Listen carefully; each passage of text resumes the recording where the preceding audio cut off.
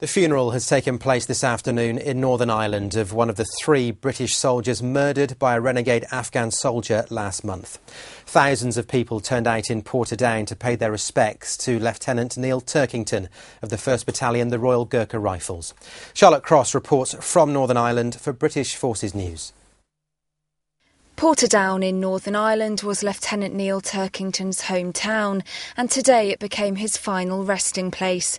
A close-knit community, the townspeople gathered in their hundreds to watch as his funeral cortege passed through their streets. Lt Turkington said his proudest moment was joining the Royal Gurkha Rifles, and the symbols of that pride rested on his coffin as it was carried into St Mark's Church for his funeral service on the shoulders of members of his regiment. Lt Turkington had been serving with 1 RGR in the Nari Siraj area of Helmand province. He died alongside 2 colleagues when a renegade Afghan soldier he'd been mentoring opened fire inside the camp. His family described him as kind, considerate and loyal, with a passion for making a difference. They could not have wished for a finer son, brother and friend.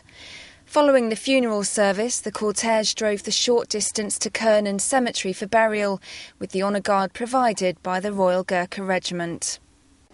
A fellow officer said Lt Turkington's humility and humour endeared him to his men, that they loved him as much as he loved them, and the number of people who've turned out today to pay their respects to a local boy who's made the ultimate sacrifice is testament to that. Charlotte Cross, Forces News, Portadown.